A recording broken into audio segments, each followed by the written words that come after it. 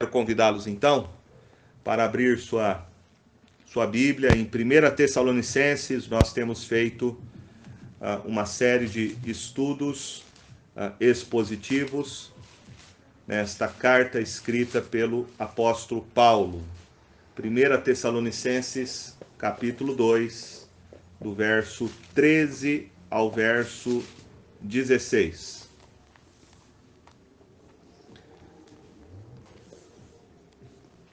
Primeira carta de Paulo aos Tessalonicenses, capítulo 2, do verso 13 ao verso 16. A palavra de Deus diz assim: Outra razão ainda temos nós para incessantemente dar graças a Deus.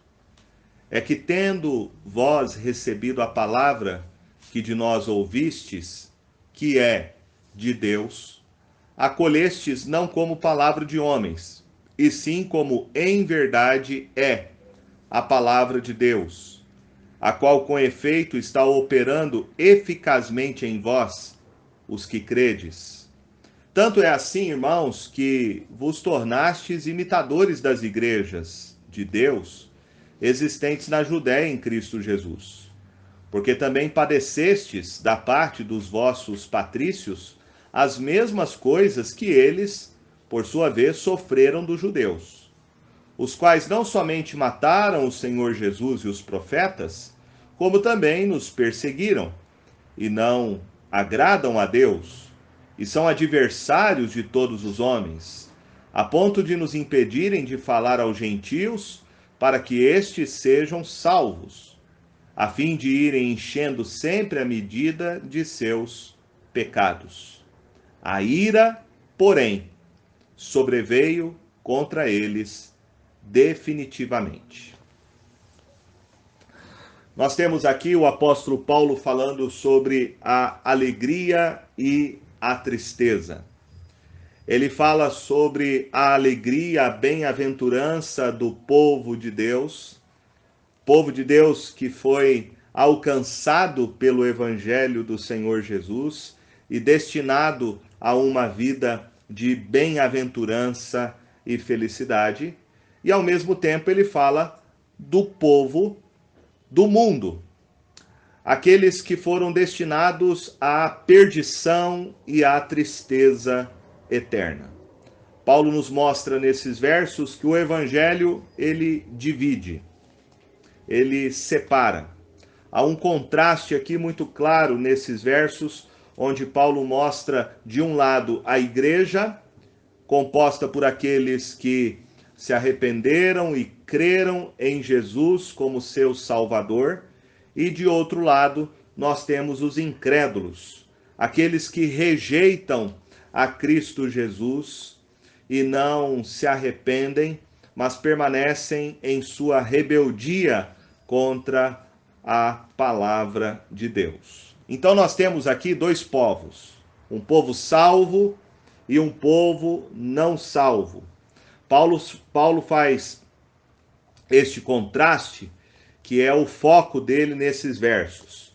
Ele mostra primeiro a resposta dos homens ao evangelho, que define a sua alegria, e por outro lado, a rejeição dos homens ao evangelho, que define a sua tristeza. Primeiramente, vejamos a descrição que ele faz de um povo, então, feliz. Um povo abençoado pelo Senhor. Ele diz no verso de número 13: Outra razão ainda temos nós para incessantemente dar graças a Deus.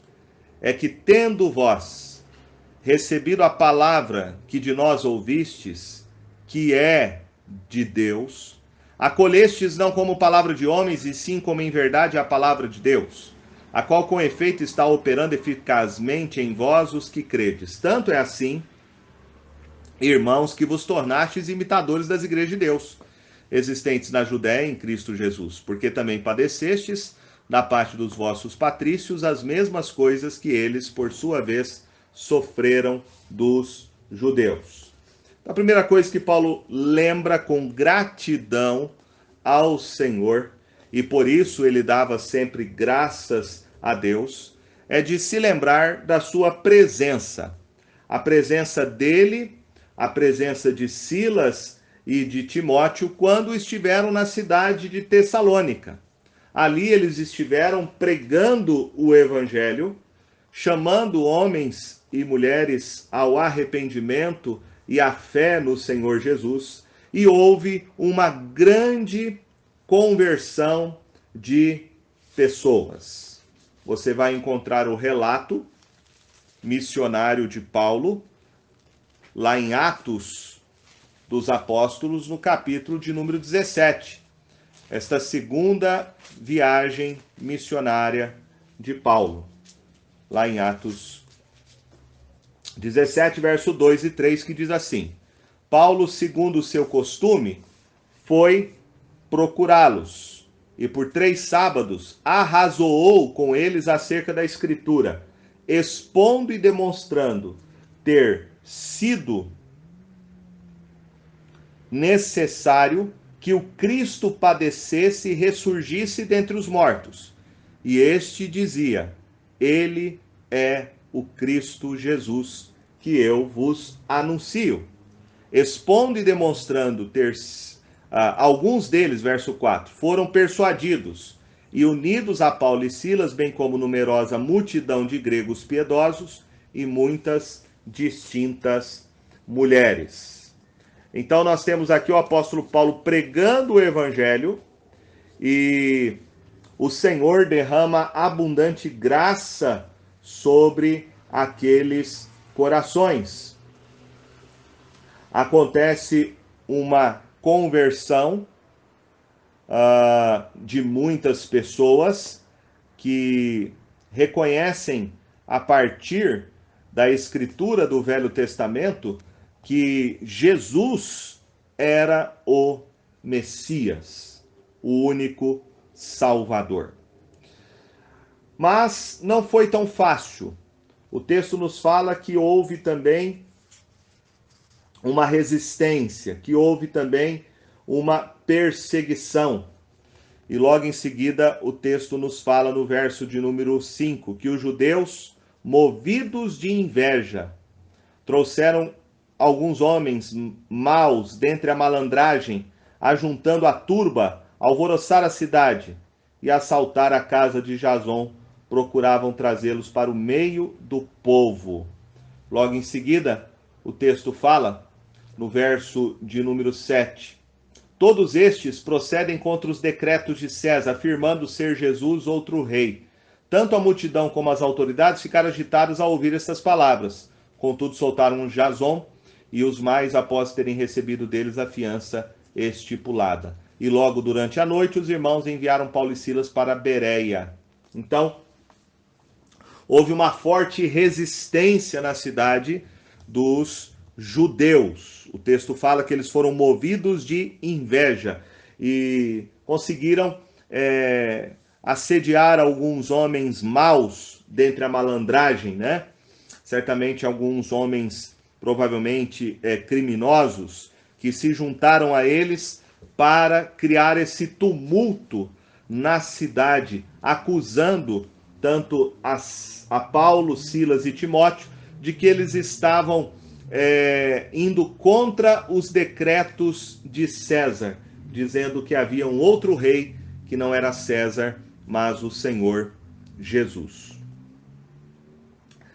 Essa perseguição, ela aconteceu não só quando Paulo esteve na cidade de Tessalônica, mas ela permaneceu. E certamente aqueles que tinham se arrependido dos seus pecados e crido em Jesus como seu Senhor e Salvador, os cristãos nesta jovem igreja plantada por Paulo, continuaram recebendo ameaças e sendo perseguidos por este grupo de judeus. Tanto é que o apóstolo Paulo, lá em 1 Tessalonicenses, no capítulo 3, ele resolve enviar Timóteo para saber como eles estavam. Tal era a preocupação pastoral de Paulo com aquilo que ele mesmo presenciou desta perseguição promovida pelos judeus ligados à sinagoga. E aí ele diz assim, 1 Tessalonicenses 3, verso 5. Foi por isso que, já não me sendo possível continuar esperando, mandei indagar o estado da vossa fé, temendo que o tentador vos provasse e se tornasse inútil o nosso labor. Então essa era a preocupação de Paulo, de que, saindo da cidade de Tessalônica por causa da perseguição, que aqueles crentes viessem a negar Cristo Jesus como o seu único Salvador, né? Viessem a deixar de servir, de perseverar no Evangelho do Senhor Jesus. Porém, Timóteo trouxe boas notícias. O verso de número 6 fala: agora, porém, com o regresso de Timóteo, vindo do vosso meio, trazendo-nos boas notícias da vossa fé e do vosso amor, e ainda de que sempre guardais grata lembrança de nós, desejando muito ver-nos, como aliás também nós a vós outros. Então as notícias que Timóteo trouxe não eram aquelas que Paulo esperava receber, né? De que aquelas pessoas que receberam Jesus como seu Salvador tinham abandonado o Evangelho. Pelo contrário, as notícias eram muito boas, de que aqueles que se arrependeram e creram em Jesus, eles permaneceram na sua fé e no amor pelo Senhor Jesus e uns pelos outros. Este relatório, então, é o relatório que levou o apóstolo Paulo a agradecer a Deus pelos cristãos na cidade de Tessalônica. E veja aqui algumas características desta gratidão do apóstolo Paulo. A primeira gratidão, diz respeito à forma como os tessalonicenses receberam a palavra de Deus. Ele diz lá, então, no verso de número 12, que nós lemos, né? É que, tendo vós recebido a palavra que de nós ouvistes, que é de Deus, acolhestes não como palavra de homens, e sim como em verdade é a palavra de Deus, a qual com efeito está operando eficazmente em vós os que credes. Nós temos aqui algumas características, então. A primeira que Paulo nos mostra é que esses irmãos, eles estavam abertos e receptivos para a pregação do Evangelho. A pregação de Paulo, de Silas e de Timóteo. Por isso que ele fala a palavra que de nós ouvistes. A palavra que de nós ouvistes. O que eles pregaram, enquanto permaneceram nessa cidade, foi tão somente o Evangelho.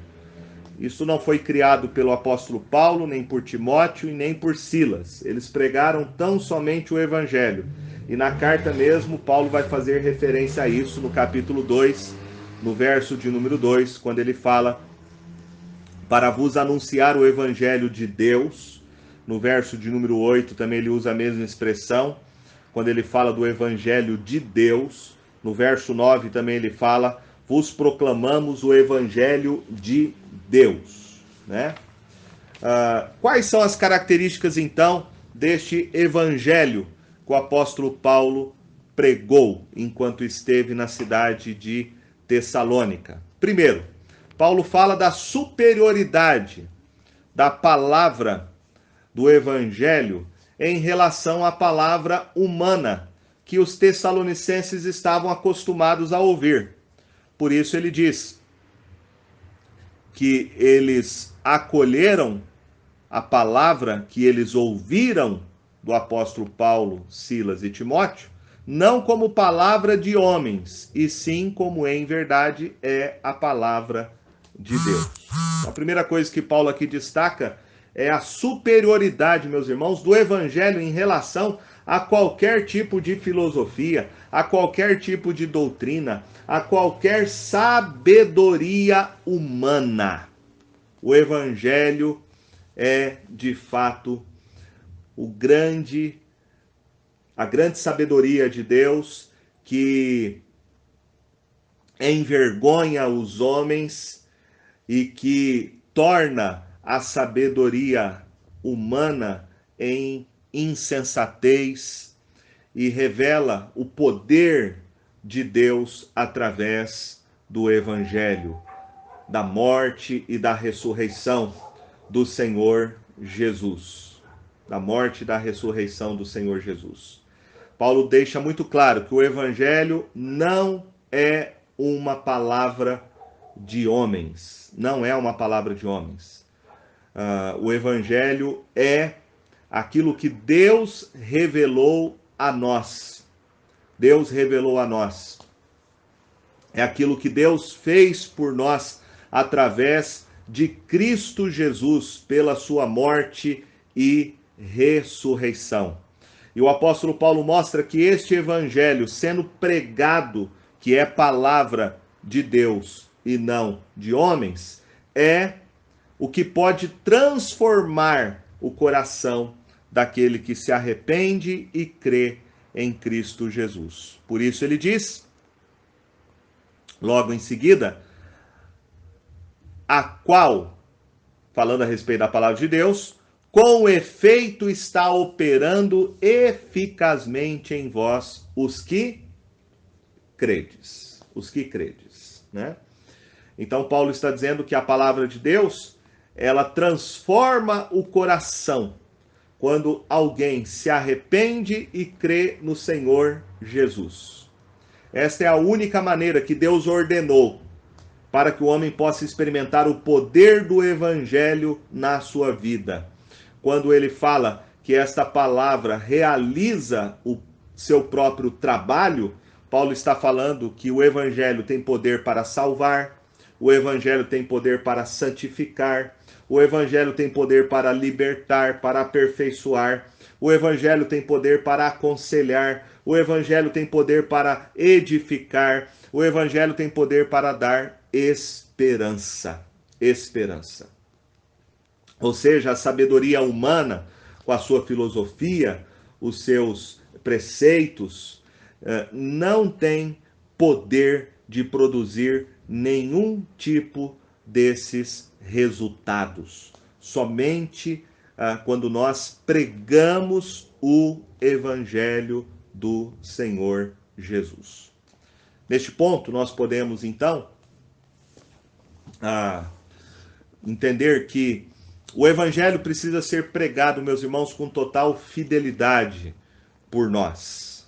Nós precisamos apresentar o Evangelho que um dia nós ouvimos, o Evangelho que nós recebemos, para que as outras pessoas também venham conhecer a Jesus como seu único Senhor e Salvador. E se elas se arrependerem, crerem no Evangelho, as suas vidas serão transformadas pelo poder de Deus. A segunda coisa que nós aprendemos é sobre a aceitação do Evangelho, que transformou a vida daqueles tessalonicenses, tornando-se exemplos.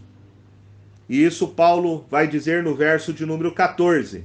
Eles se tornaram um caso de modelo, de exemplo para todos os crentes da Judéia. Verso 14 diz: tanto é assim, irmãos, que vos tornastes imitadores das igrejas de Deus existentes na Judéia, em Cristo Jesus. Paulo aqui se refere aos crentes desta região, lá da Judéia, que é aquela província romana que fica na Palestina, que foi onde começou, lá em Atos dos Apóstolos, capítulo 2, onde o Senhor derramou o seu Espírito Santo e os apóstolos pregaram o Evangelho. Ali aquela igreja foi plantada, esta igreja se espalhou por toda aquela região. Primeiramente, ela se espalhou por causa de uma perseguição que aqueles crentes sofreram, né? E Paulo vai mostrar então que o que une todos os crentes, todas as igrejas, em vários lugares do mundo, é o fato dessas igrejas estarem unidas no Evangelho. Por isso que ele usa essa expressão. Primeiro ele fala igrejas de Deus, depois ele fala as igrejas existentes na Judéia em Cristo Jesus. Né? Nós podemos trabalhar aqui aquela ideia da catolicidade da igreja, né? O que é ser uma igreja universal? É ser uma igreja que crê em pontos que são essenciais na fé cristã. E o ponto essencial, então, é ser uma igreja cristocêntrica. É uma igreja que crê unicamente na mediação do Senhor Jesus como nosso único Salvador. É aquilo que o apóstolo Paulo vai dizer depois na sua carta pastoral, né? Que só há um Deus e um só mediador entre Deus e os homens, Cristo Jesus. É isso que faz um povo ser uma igreja. É isso que faz um povo ser abençoado. É quando este povo reconhece Jesus como seu único e suficiente Salvador. Isso é ser uma igreja, né? Uma igreja está relacionado a ter Cristo Jesus, a entender a suficiência, o senhorio e a obra que Cristo Jesus realizou por nós.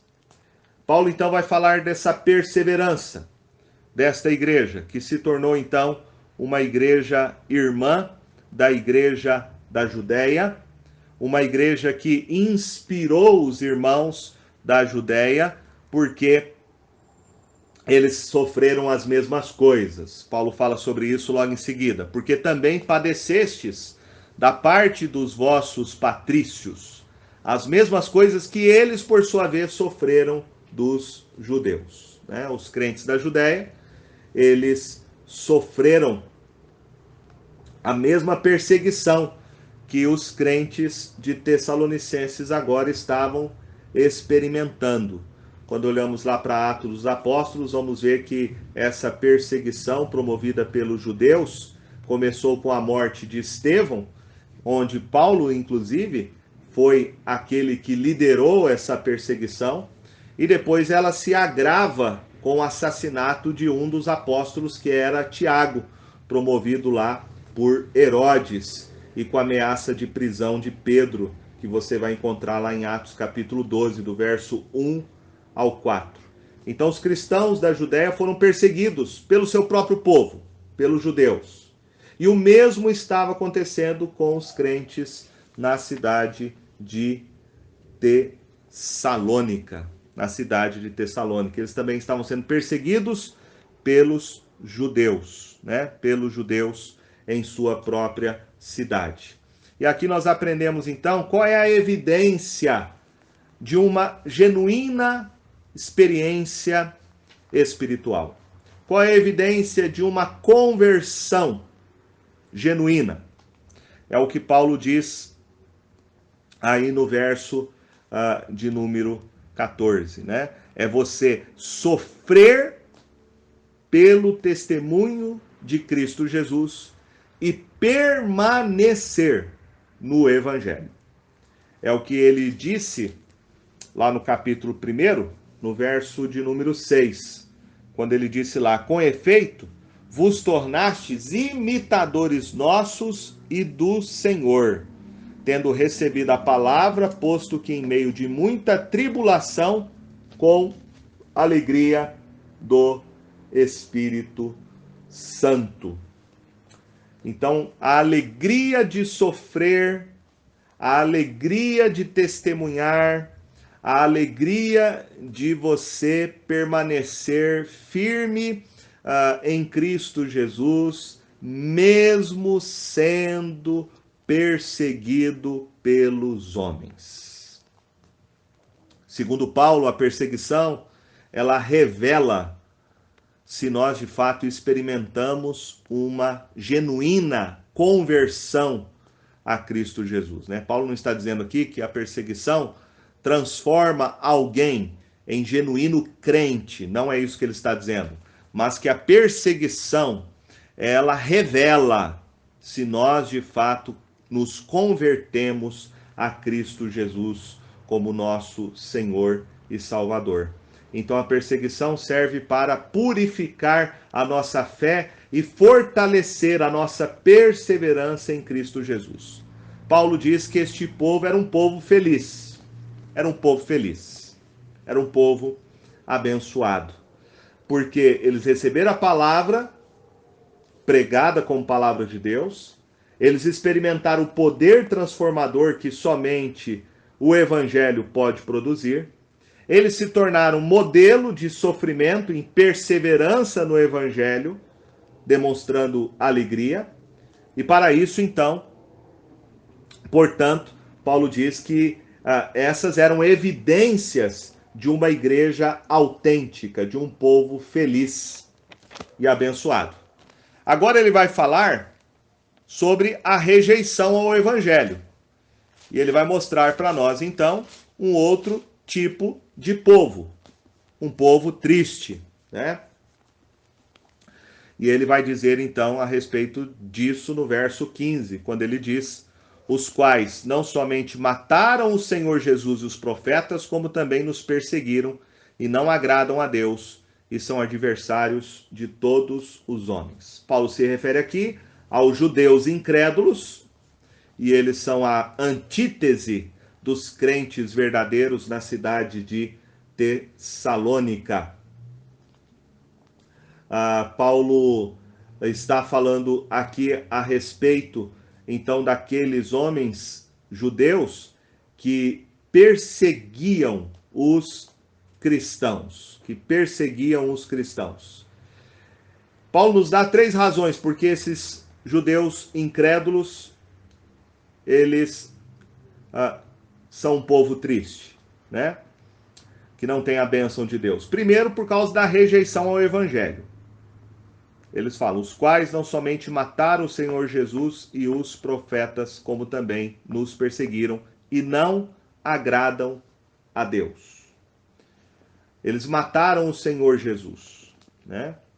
Paulo não está falando aqui, evidentemente, de todo judeu, mas Paulo está se referindo àqueles judeus que pediram para Pôncio Pilatos para crucificarem o Senhor Jesus. E você vai ter esse relato, não só de Paulo, mas como também dos outros apóstolos, mostrando em Atos capítulo 2, por exemplo, Pedro, no verso 22 e 23, falando que aqueles judeus tinham crucificado, matado o Senhor Jesus, e vários outros relatos. Então aquela geração que esteve em Jerusalém, que rejeitou o Senhor Jesus, e que Paulo mostra claramente que foram eles que mataram o Senhor Jesus, e não somente o Senhor Jesus, mas também mataram os profetas que vieram antes do Senhor Jesus, e que agora estavam perseguindo o apóstolo Paulo, Silas e Timóteo, e os cristãos da cidade de Tessalônica.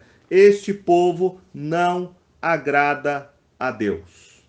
Este povo são adversários, inimigos da cruz de Cristo, inimigos do povo de Deus, inimigos do povo de Deus, né?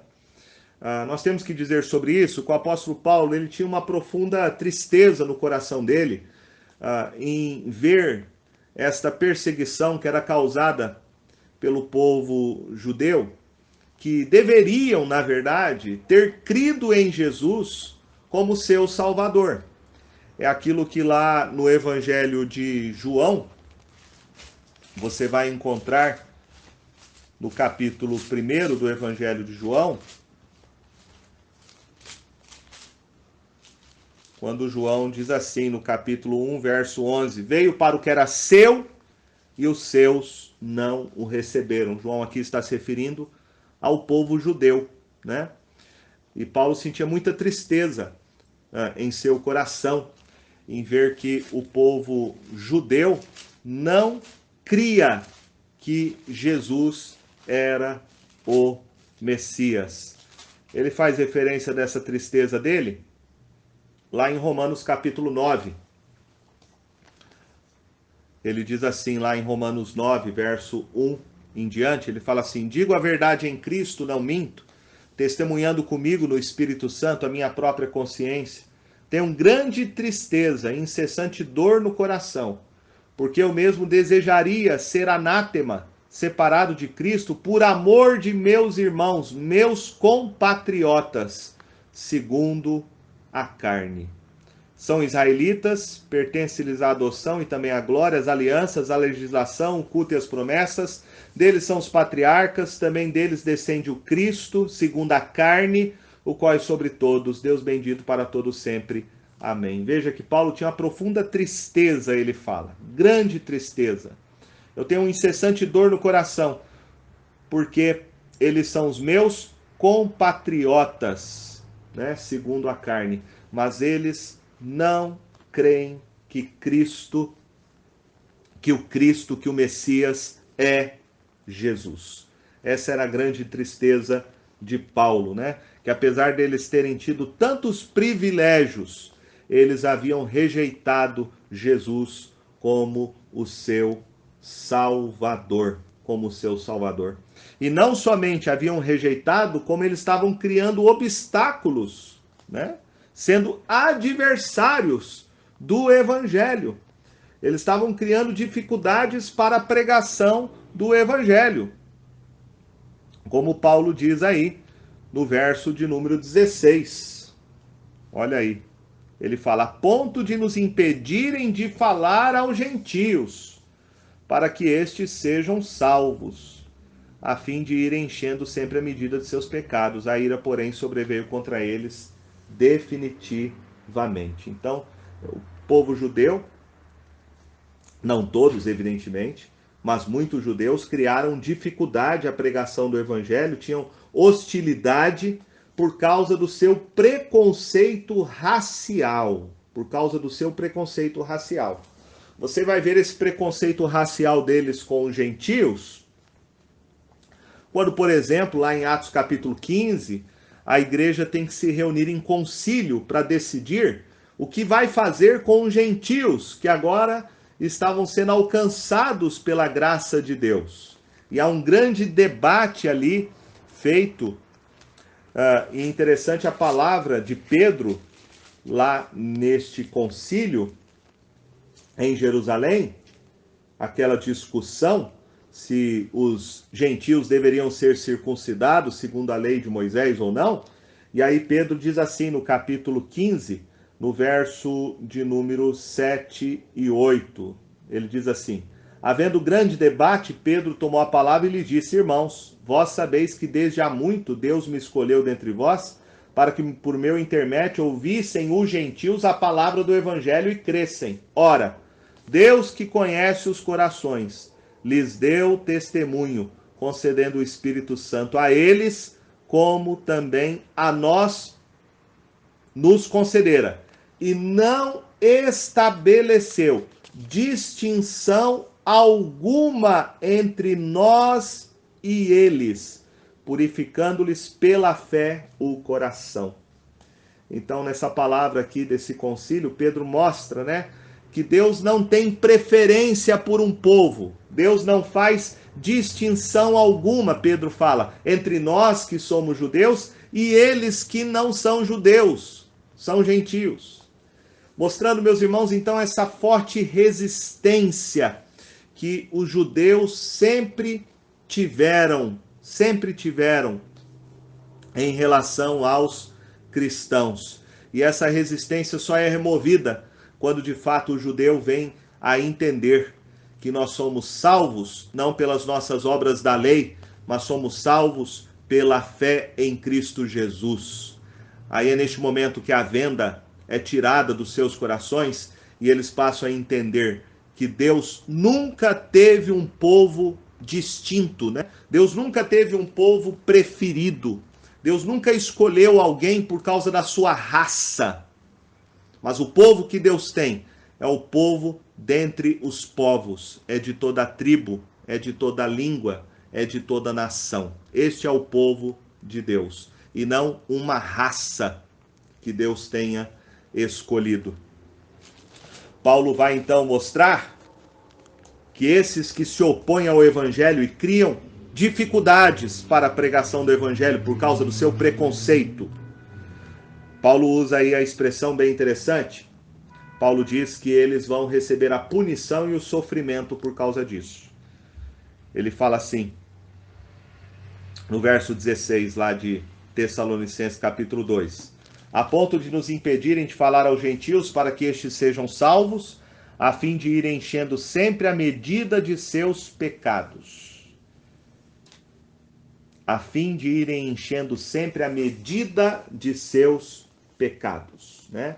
Encher a medida dos pecados aqui é uma linguagem que não é usada apenas por Paulo, mas ela está baseada lá em Gênesis capítulo 15, verso 16, quando Deus mostra que há um limite em que os pecados das pessoas trazem sobre elas o próprio juízo de Deus.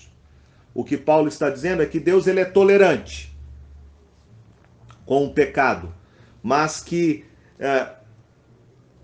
a medida da paciência de Deus, ela vai enchendo como se enche um copo. A ira de Deus vai, à medida que ele vai com a sua longanimidade, suportando com a sua longanimidade o pecado humano, vai se enchendo o copo da ira de Deus, até que chega uma hora que Deus derrama a sua ira sobre os ímpios, até que Deus traz o seu julgamento contra o pecado humano. Então o que Paulo está dizendo é que o juízo de Deus vem sobre aqueles que rejeitam a Cristo Jesus como o seu Senhor e Salvador. Aqueles que resistem à pregação do Evangelho. Paulo fala isso. Bem no final ele diz, a ira, porém, sobreveio contra eles definitivamente. Né? Nós podemos até entender quando é que a ira de Deus vem sobre alguém de maneira definitiva, como Paulo fala aqui. É quando exatamente a pessoa se opõe ao Evangelho e ela permanece nessa sua rebeldia contra Cristo Jesus e ela não se arrepende dos seus pecados e ela não recebe pela fé a oferta graciosa de Deus que é oferecida unicamente por meio de Jesus como seu Senhor e Salvador.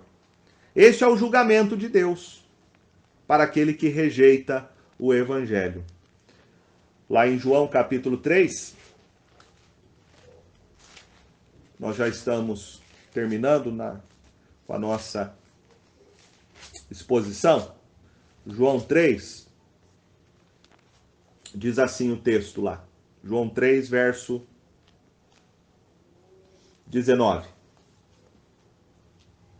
O julgamento é este, que a luz veio ao mundo e os homens amaram mais as trevas do que a luz, porque as suas obras eram más.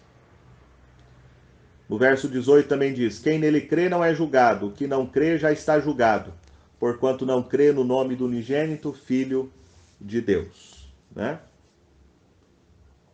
Também em João capítulo 3, verso 36, diz aí, ó. Por isso quem crê no Filho tem a vida eterna, o que todavia se mantém rebelde contra o Filho não verá a vida, mas sobre ele permanece a ira de Deus. A ira de Deus. Nós podemos perguntar, de que maneira Deus manifesta a sua ira sobre aquele que rejeita o Evangelho e não crê em Cristo como seu Senhor e Salvador? Bom, de maneira presente, Deus manifesta a sua ira e o seu julgamento, endurecendo o coração sobre aqueles que rejeitam Jesus como seu Senhor e Salvador. Lá em João, ele disse, o julgamento é este, que a luz veio ao mundo e os homens amaram mais as trevas do que a luz, porque as suas obras eram más. Então este é o julgamento. O julgamento de que a pessoa ouve o Evangelho, ela resiste ao Evangelho, ela permanece na dureza do seu coração, não há arrependimento, ela não abraça Cristo como seu Salvador. O que Deus faz? Deus julga essa pessoa. Deus judicialmente abandona esta pessoa e deixa ela entregue a si mesma. É isso que diz aqui. O julgamento é este: a luz veio ao mundo, e que os homens preferiram, amaram mais as trevas do que a luz. Amaram mais as trevas do que a luz. Então, quando os homens rejeitam a pregação do evangelho, rejeitam Jesus como seu salvador, Deus traz um juízo sobre eles, que é o endurecimento do coração. Deus entregar o homem a si mesmo. Deus abandonar o homem judicialmente. Mas há também um julgamento futuro, né? O julgamento futuro. E o julgamento futuro diz aí o verso 36 que nós lemos: aquele que se mantém rebelde contra o Filho não verá a vida, mas sobre ele permanece a ira de Deus. A ira de Deus. E essa ira de Deus vai ser totalmente manifesta na volta do Senhor Jesus. Apocalipse vai tratar muito bem disso, mostrando que os homens que rejeitam Cristo como seu Senhor e Salvador e permanecem nos seus pecados, serão lançados para dentro do lago de fogo e enxofre, que é a segunda morte, a condenação eterna e definitiva, né? Então, meus irmãos, nós aprendemos aqui que há dois povos, claramente, que a palavra de Deus nos mostra. Há um povo de Deus e há um outro povo que não é o povo de Deus. Há o povo de Deus e há os inimigos do povo de Deus. O povo de Deus são aqueles que ouviram a pregação do Evangelho, que se arrependeram dos seus pecados e creram em Jesus como seu único e suficiente Salvador. Esses, como diz Paulo aqui, é um povo feliz, é um povo abençoado, porque esses são o povo de Deus, é a igreja de Deus, é a igreja de Cristo Jesus. O povo que não é o povo de Deus são esses que rejeitam a pregação do Evangelho, não se arrependem, não creem que Jesus é o único Senhor e Salvador. E sobre eles, então, vem a ira e o julgamento de Deus pelos seus pecados. O texto está nos mostrando, então, que há dois povos, que há um contraste neste mundo, e nós sempre vamos viver neste contraste. Dois povos, um povo de Deus e o povo que não é de Deus. E esse povo de Deus vai viver neste mundo sendo sal da terra e luz do mundo, vai testemunhar de Cristo, vai pregar o Evangelho e vai muitas vezes sofrer em alguma medida a perseguição, a hostilidade daqueles que não pertencem ao povo de Deus. Então haverá um conflito aqui, um conflito que só vai acabar, que só vai terminar no dia da volta do Senhor Jesus. Que nós possamos, meus irmãos, como povo de Deus, nós possamos demonstrar através da nossa vida que nós realmente somos convertidos a Jesus. E nós demonstramos que somos convertidos a Jesus quando permanecemos no Evangelho, quando perseveramos em Cristo Jesus. Mesmo quando somos perseguidos, mesmo quando recebemos hostilidade e a ira dos homens, nós pagamos o preço de sermos discípulos de Jesus. Se assim acontecer conosco, nós estamos demonstrando, como os Tessalonicenses, que nós somos a genuína igreja, o genuíno povo que Deus escolheu. Que Deus nos ajude para nós sermos fiéis ao Senhor Jesus e nós permanecermos firmes, perseverando no Evangelho do nosso Deus, que se revelou a nós por meio do seu único Filho, o nosso Senhor e Salvador Jesus. Amém?